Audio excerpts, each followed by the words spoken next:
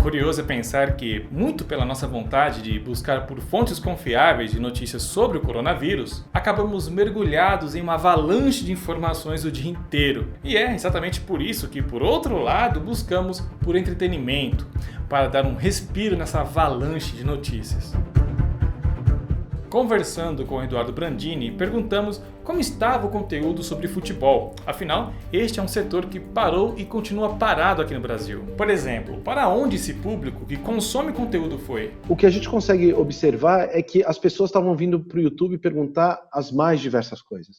Quando ia acontecer o próximo jogo do Flamengo? Se o próximo jogo ia acontecer com os portões fechados ou não? Como os jogadores estão treinando, né? Então você vê alguns conteúdos esportivos, até aqueles programas de mesa redonda que também transmitem no YouTube, as pessoas também querendo acompanhar, porque eles começaram a focar em pautas mais jornalísticas, entrevistando os jogadores. Então a gente fica imaginando, e é legal ver algumas coberturas jornalísticas, como vai ser a retomada do futebol, como nunca antes vista. Não é uma retomada de temporada que o cara chega um pouco acima do peso ou um pouco sem preparo físico. Ele ficou parado, sem nenhum preparo físico e sem nenhum treinamento para aquilo que o futebol às vezes demanda, de um goleiro, o momento de bola de um atacante, etc. O Brasil enfrenta já há alguns anos uma contínua desvalorização da cultura, de forma que ela se tornasse uma verdadeira inimiga ao governo. Isso pode ser visto em cancelamentos de editais devido ao conteúdo dos filmes produzidos, no esvaziamento da Lei Rouanet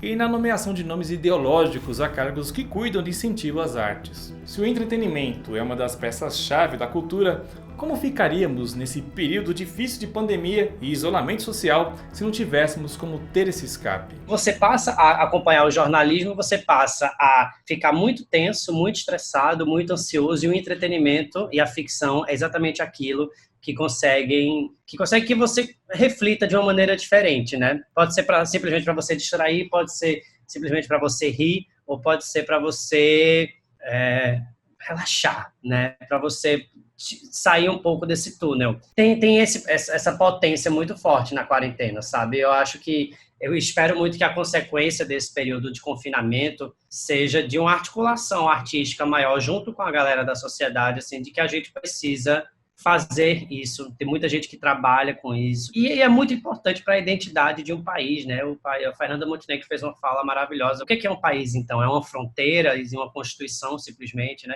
O Brasil é um país cultural, né? O Brasil, acho que vive hoje um momento de descrença e de baixo astral mesmo, assim, no contexto mundial, por causa da nova cultura que se implementa dentro do país, assim, que é a cultura da ausência da cultura.